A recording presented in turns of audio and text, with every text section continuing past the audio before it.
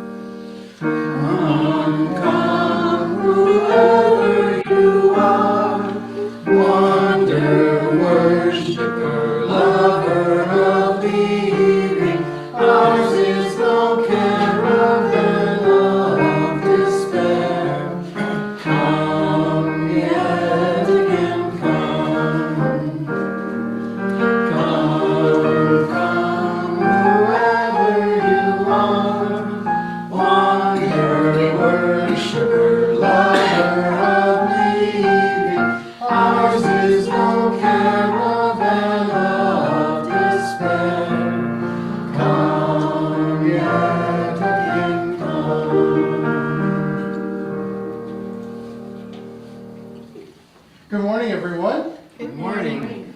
I have a few announcements, but I'm going to intersperse them with any announcements that you might have. The first and foremost, I guess, important announcement is to make sure that I introduce our speaker.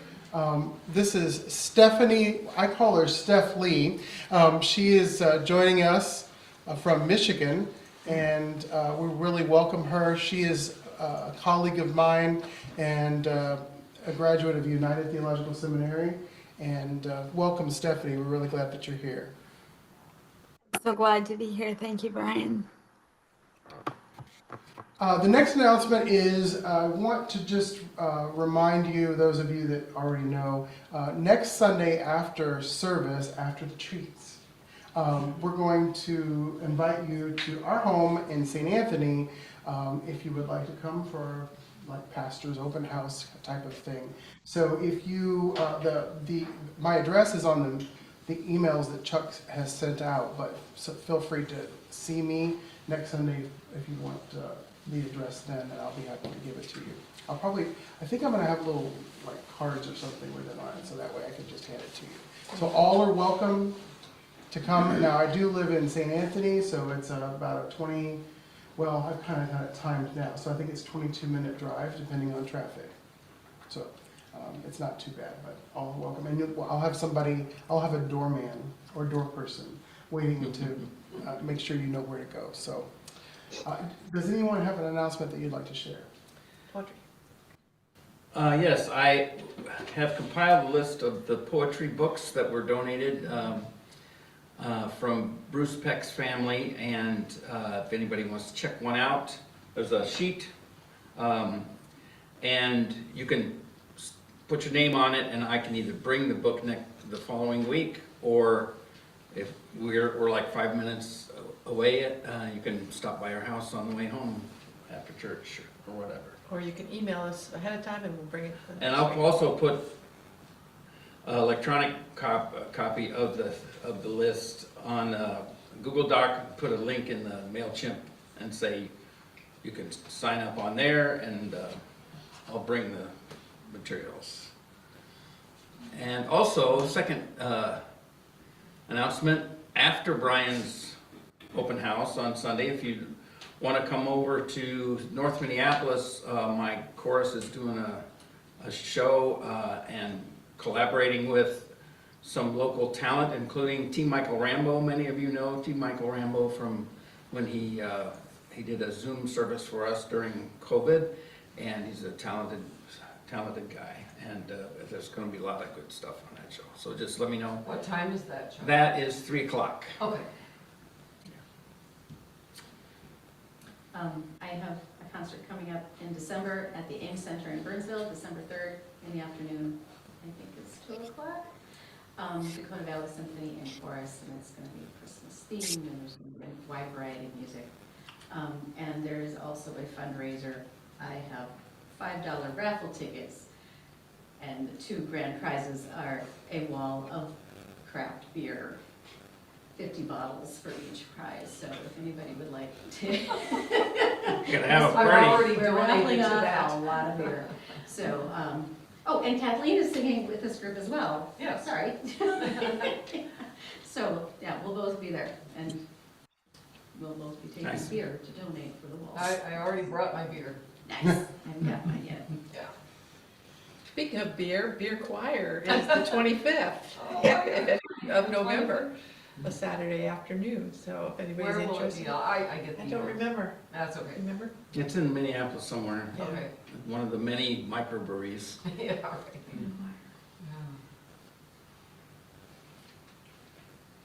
Oh, I do, one of the other announcements is to just let you know, for those of you that heard about our special solstice service that we're gonna have on Friday, December the 22nd at 7 p.m. Officially, it is going to be here, so we did get confirmation about that today. That's And anybody that you know, we're really trying to spread the word for people who may want to have an alternative holiday type of celebration. And we've really started to develop our song list, and I'm working on some other things, so it's going to be pretty cool and exciting, I think, if I say so myself.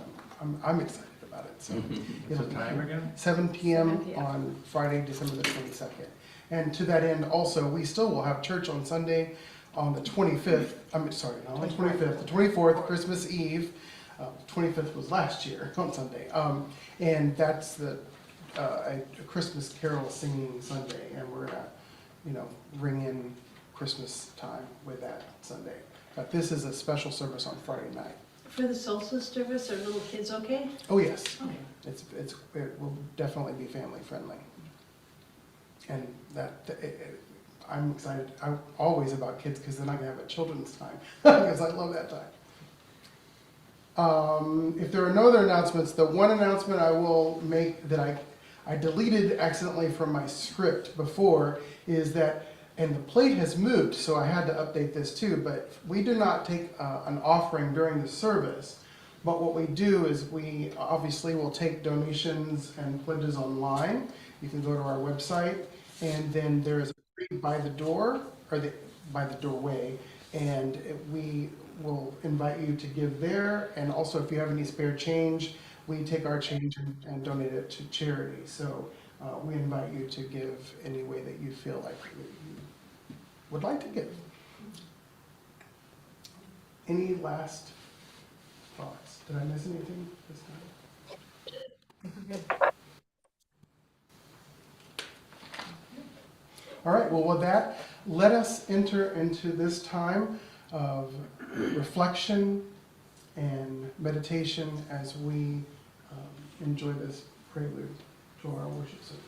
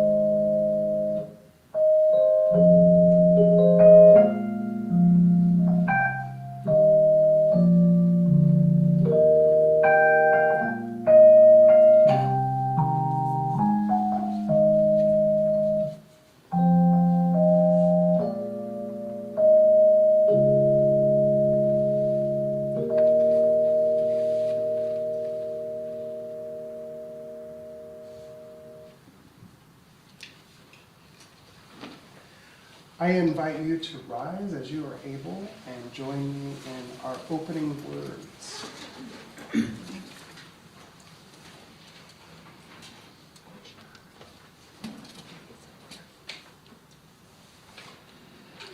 As Unitarian Universalists, we believe in the inherent worth and dignity of every person. Worth takes endless forms. As we find more expressions of our worth, we grow richer as a church community. We believe in justice, equity, and compassion in human relations. If we let rationalizations replace justice, resignation replace equity, or pity replace compassion, our human relations are diminished.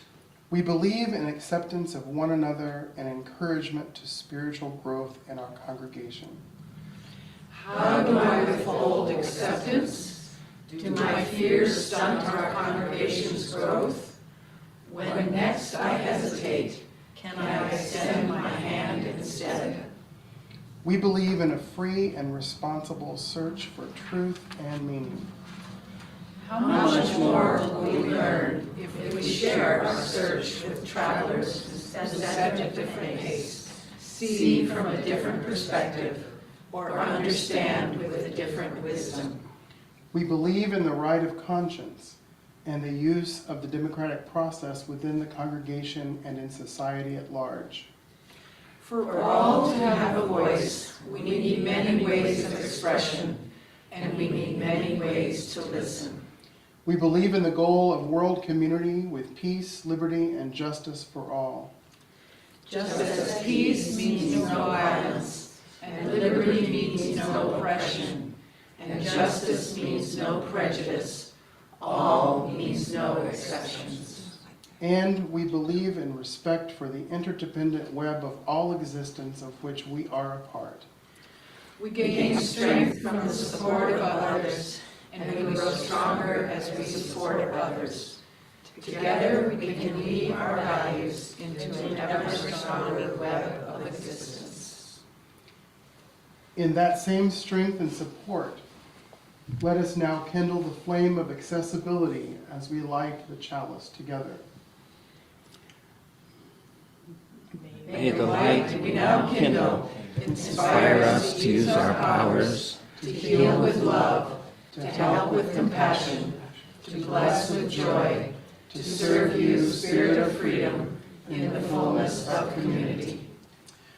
I now invite you to remain standing as you are able and join us in our opening hymn, which is number 129.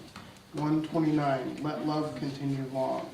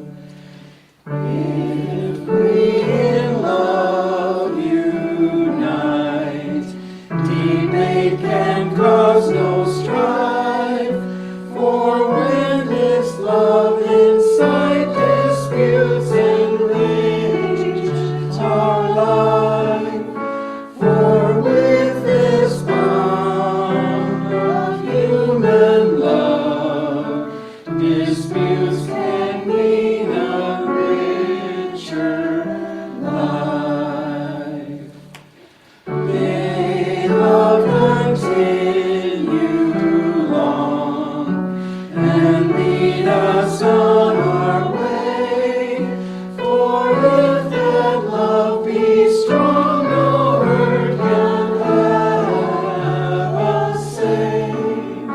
For if that love remain but strong, no hurt can ever have us safe. Please be seated. It is in this time of the service where we pause for a moment for our territorial acknowledgement. I invite you to hear these words. We gather together as a community of speakers to honor the interdependence of life, to respect the dignity of all, and to honor the land we walk humbly upon. Friends, let us acknowledge that we now stand and sit upon the traditional territories of the indigenous people, the Dakota, for whom this very county and congregation are named, and others, the members of the original nations of this land who continue to cry out for justice, preservation, and self-determination.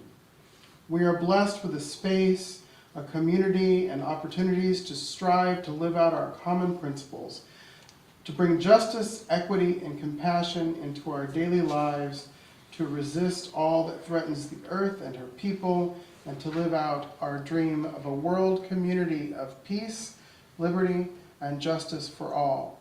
Let these thoughts carry us forth as we journey and worship together.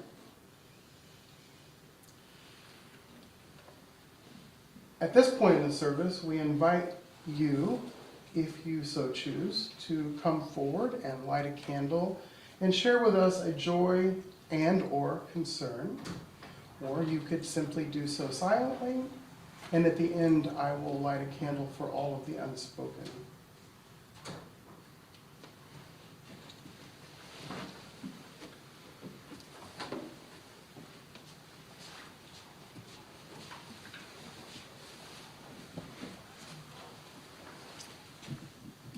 Thursday is my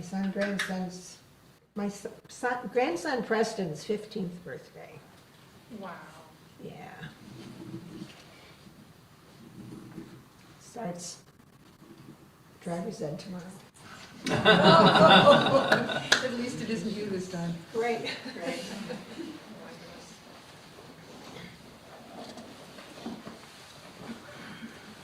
I have a joy and a sorrow. After quite a number of weeks, I was actually able to go to chorus rehearsal and stand on the risers and sing. And so that was joyful. But then the very next morning, I got word that a dear friend and former member of my quartet, Roger Stanfield, passed away suddenly from heart failure. And so that was kind of a gut punch. And he was quite the joker and had a lot of light. It was, yeah, he's quite a character.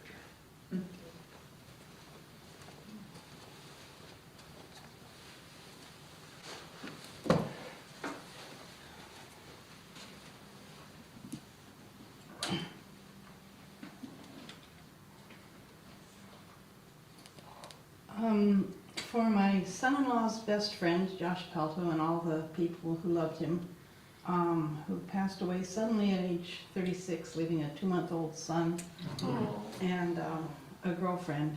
And just hoping all who loved him and depended upon him can find peace and acceptance and a rewarding life.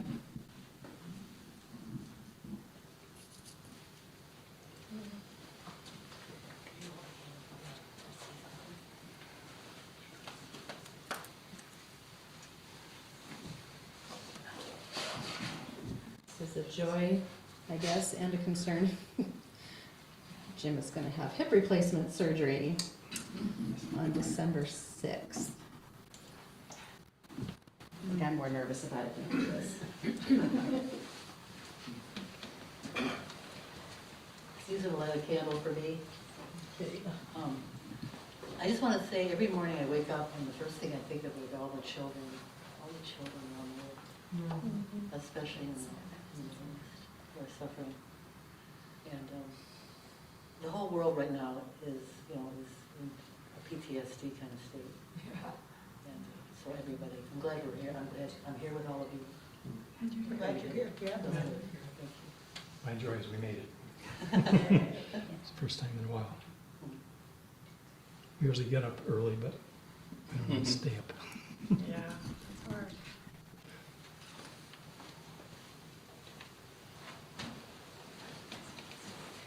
First, I apologize for being late. I was not going to come. I have too much to do. I have so much to catch up on. I just can't. I'll watch it on Zoom. But I had to come and tell you all how much I appreciated your support. The women coming to my opening. And men. And yes, the Women's Group Plus. Coming to my opening just meant so much to me. I didn't have a lot the rest of the time, you know, I broke it into 3 little talks, but starting off with a bang with all your wonderful faces really set the tone. And also, I just have to say how thankful I am for music, because of the state of the world. I used to turn on the radio, anxious to what I'd hear, and now I can't even do it. But, so I listen to classic music, but 2 nights ago, I got a text from my neighbor saying, I have 2 extra tickets to see Motown Christmas. So luckily, Kelly was able to go with me and talk about uplifting, exciting music. And then last night, free in St. Paul at the Walker West Music Academy was Robert Robinson and William Duncan, whom I haven't heard, but I guess he's a real gospel great from Motown. And so it was just, it was so moving and so comforting and so joyous. So we got to really focus on what brings us joy. So I'm going for a walk by the river today.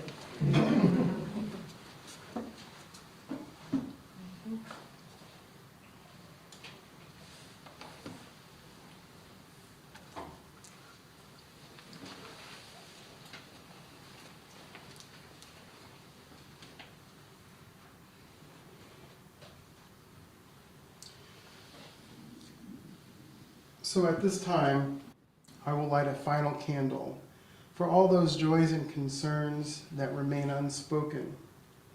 May we know that whatever befalls us in life, we are held in the loving embrace of this community. And now we say together for those with unspoken joys and concerns. We hold you in our hearts.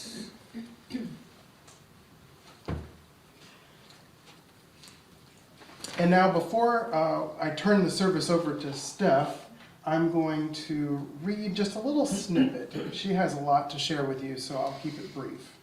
Famous last words. This is Wild Emancipation for All of Us, from Rebecca Tussig's Sitting Pretty. When I was small and just learning how to do life in my body, I didn't hesitate, didn't hold back, didn't worry how it would look, didn't look for cues or ask for a line. My imagination ruled. I was entirely free to be, driven by the innovation my body inspired. This is the wild emancipation I wish for all of us. A world where we are all free to be, to move, to exist in our bodies without shame. A world that isn't interested in making all of its humans operate in the exact same way. A world that instead strives to invite more, include more, imagine more. That world sees the humans existing as on the margins, and says, you have what we want. What barriers can we remove so we can have you around? What do you need? How can we make that happen? Welcome, Stephanie. Thank you, Brian. That was a beautiful piece. And friends, I want to greet you warmly on this 44-degree day in Lansing, Michigan. I'm a member in discernment with the United Church of Christ. Brian is a dear friend. And I also have a very dear loved one here in the Zoom with us from the Upper Peninsula who also sends you greetings. Friends, my talk today is inspired by First Access Sunday, which is the second Sunday in October in the United Church of Christ. The goal is to look at both access and the lack of access within spaces of worship to make spaces of worship and ministry accessible to all body minds. And body minds is a term which includes those with visible and invisible disabilities, which is 1 in 4 of the beautiful creation. Friends, this message is also inspired by the verse within my holy text from Romans 12:2. Do not be conformed to this world, but be transformed by the renewal of your mind, that by using discernment, what is the will of God, or God by any name, what is God's good and acceptable, perfect will. Now, going into a theatrical piece, 504, 504, 504. And as people got out of their chairs and climbed the stairs of our nation's capital, saying, I'll get there if it kills me, as they advocated for justice and access within our very country of the United States. This ground feels so holy, I want to get out of my chair and kiss this ground. These are all statements made in the 2020 movie Crip Camp, made popular first by disability advocates led by the work of Dr. Judy Heumann, the late Dr. Judy Heumann. It is on Netflix now. Now, friends, we may have lost Judy Heumann on May 4th of 2023. However, her spirit and the work of people that met at a very sacred place called Camp Janae lives on in our world. What began as friendships quickly moved into advocacy and speaking into access for all mind bodies in Berkeley, California. Judy and all who did the work with her refused to conform to the idea of this world, that they were discluded. They transformed the idea of minds and bodies that are disabled and the ability to be included in the workspace, in recreation, in legislation, in all parts of daily life and dreams. And I am very grateful for Judy Heumann and the people that did the work with her and do the work now. Now, friends, when I think about transformation, the very first iteration of this theological reflection was given on Access Sunday in Cleveland, Ohio by yours truly. It's also the anniversary of the day that I first became an auntie. Becoming an aunt to 5 beautiful nieces and nephews certainly transformed my heart and my way of thinking. Friends, I had the chance to conform and continue to do what I've always done, and I have a good life as a therapist, working largely online. However, I knew that I was being called into ministry. I also know, because of those 5 beautiful children, that I must transform and follow my dreams so that throughout their lives, I can share with them they can follow their dreams. Friends, when we look at the invitation to be transformed, when we look at the invitation to offer access to all bodies and all minds, I want to suggest to you that the most basic and perhaps important accommodation that we are invited into is an ongoing conversation and a willingness to listen. It never needs to be just one talk. Trust between people and in a community grow over time. Understanding of needs also grows over time. I also would like to give a shout out to Reverend Dr. She's working on a doctorate now, Reverend Miriam Spies, who is within the United Church of Christ in Canada.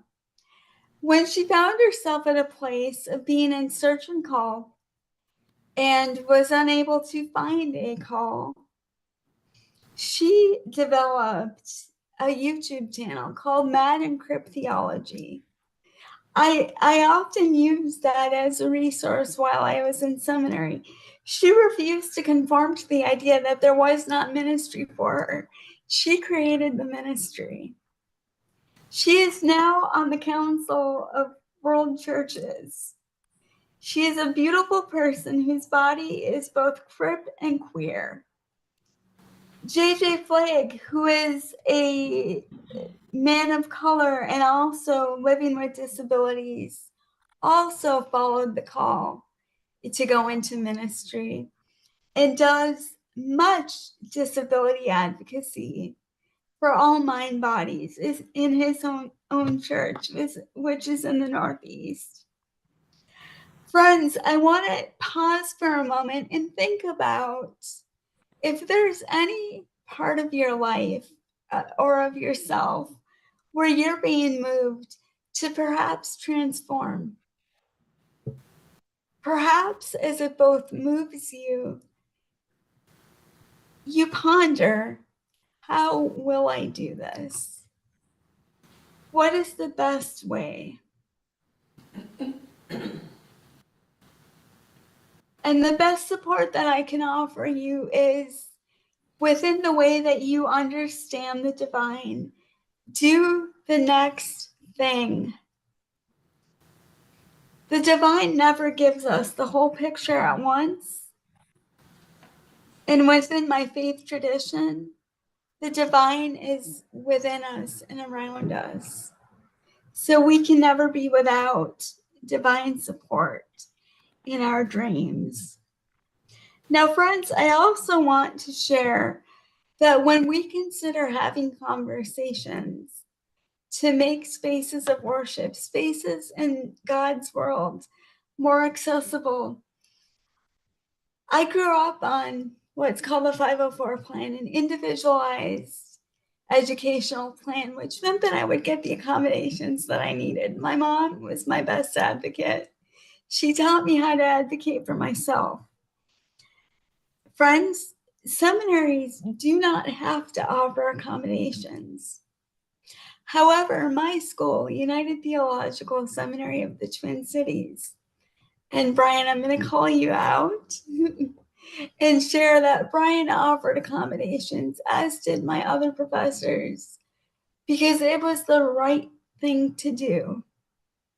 When we are transformed by the idea that we are all valuable, we are all loved in a sacred way, there is no room for anyone to be in the margins. The margins is a place perhaps to write bread if you are on your way to the grocery store. It is never a space for a person.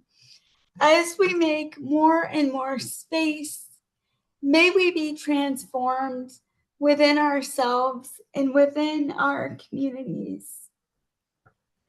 Friends, I invite you into thinking about what transformation can and does mean for you within this world and within your understanding of the divine. Thank you so much for having me today.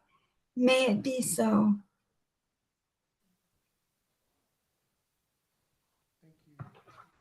As we prepare for our time of reflection,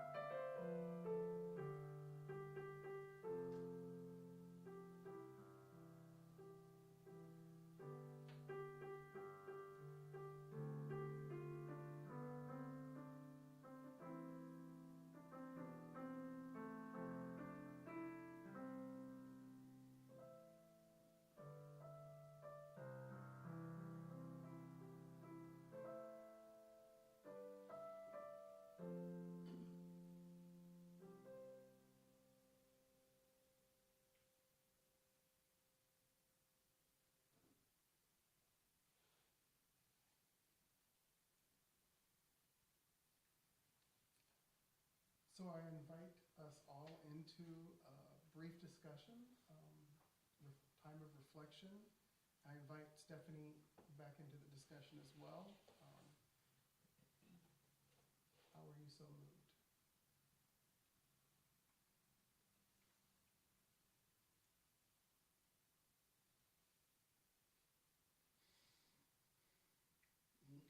Kelly and I watched that movie, was it called Crypt Camp?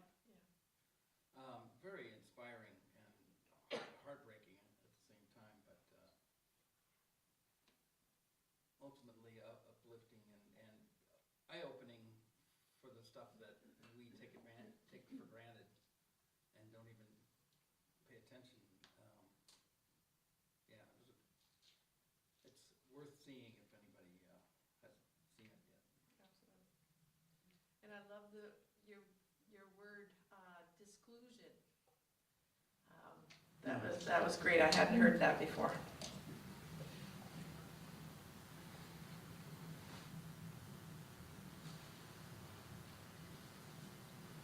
I missed that. I did too, that was good, that's good. Could you explain again, Stephanie, what disclusion is? Absolutely. You're asking me to explain what disclusion is? Please.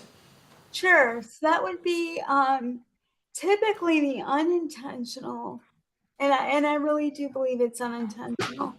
For example, let's take a physical space. Maybe there's not access to a bathroom, or maybe there's something that is makes it difficult to get into a space, including busing.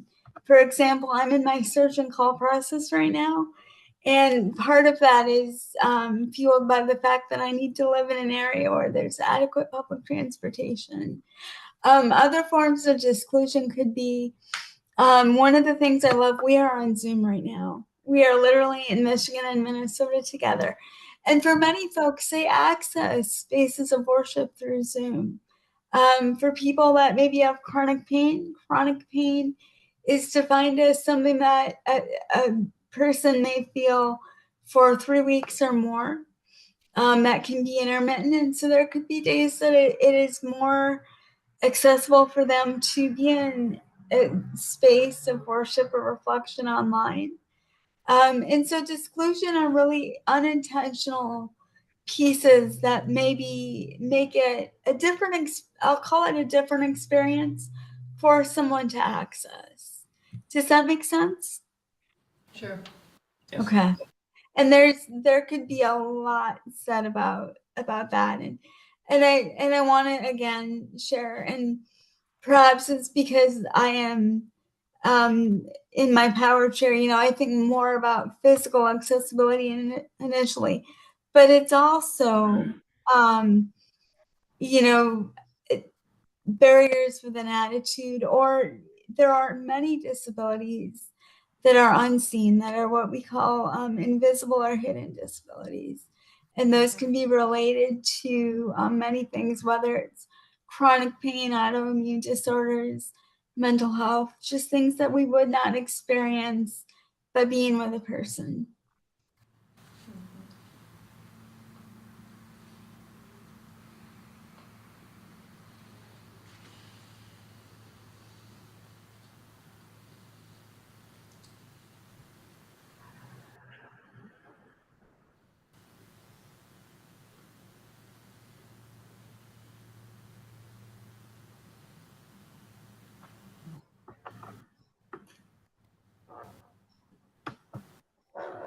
And friends, I hope that you could hear most of my message, but I'm going to write in the movie that I referenced is called Crypt Camp. And I believe it's still on Netflix. And I'll share with you, I saw it in 2021 for the first time.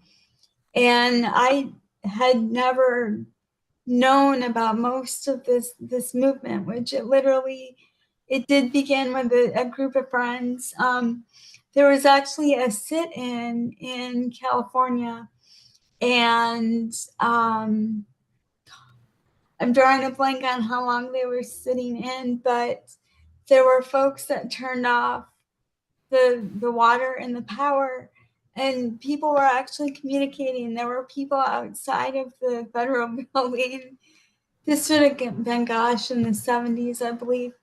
They were communicating with people who utilized American Sign Language when they turned off the power.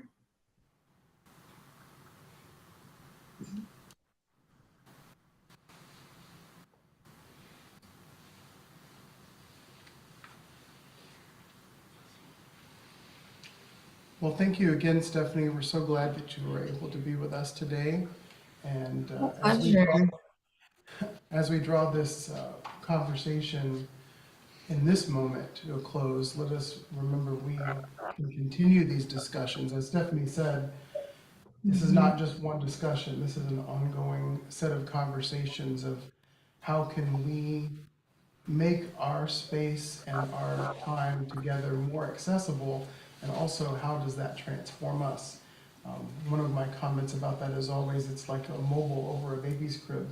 Once one piece moves, all the pieces move. And that can be frustrating sometimes because we get so used to the way things are.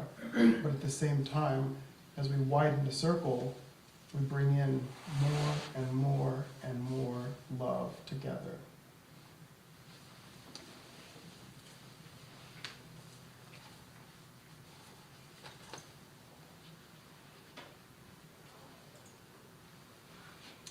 Okay.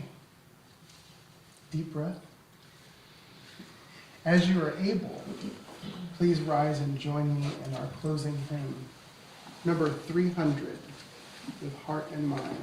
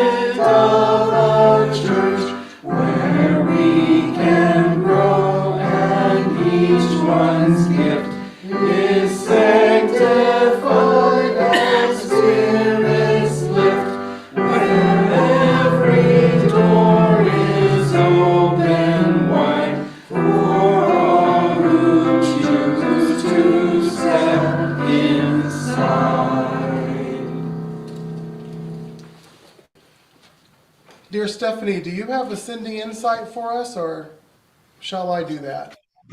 Sure, I would love to. Please do. So you mean benediction? Yes. Okay.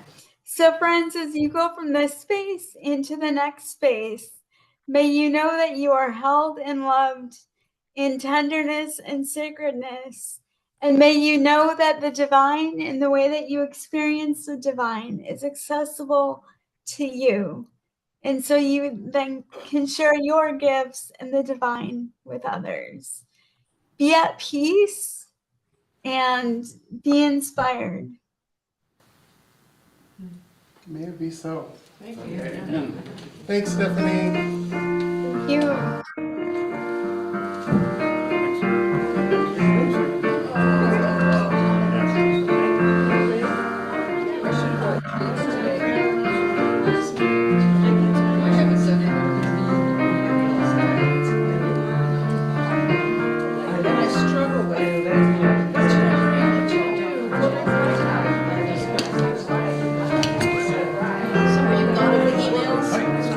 Yes. Yeah, I think Kathy meant to forward me that. I don't think she has yet. So I will check with her. I think she has it.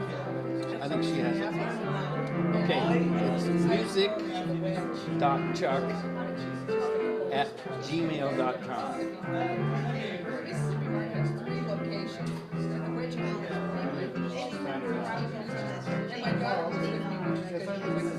Sure. That sounds good.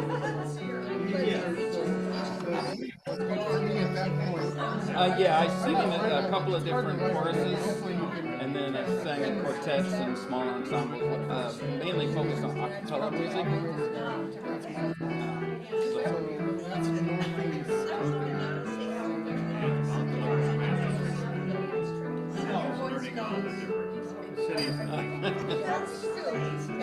I must be using those, what do we call it? We call it posture, internal posture.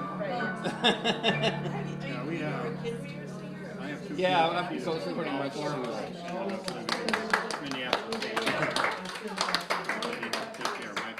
Yeah, in fact, my mom made me join the children's choir at church, and I didn't want to. But then when I got to junior high school and I had to pick an elective class, choir was one of the choices. And I thought, well, I think I know how to do that without embarrassing myself too much. So I still wasn't into it until I got into high school and we started singing fancier stuff. So yeah, that was kind of my introduction into it. Yeah.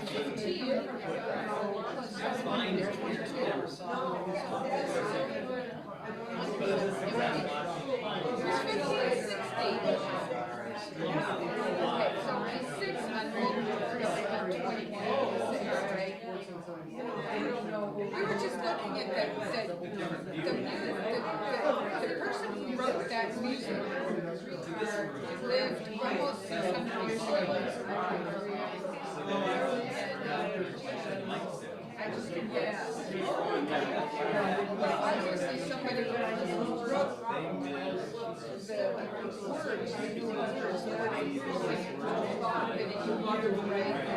words,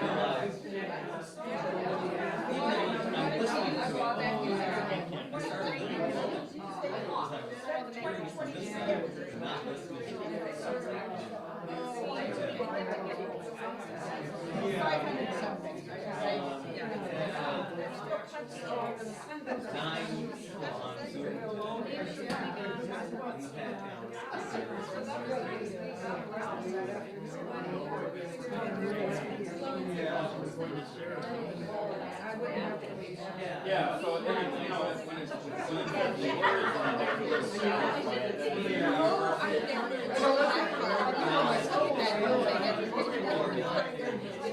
but you can also see the person is still alive. Last week, when Kelly recognized it was 45 years, and I didn't realize that he's been dead for 5 years.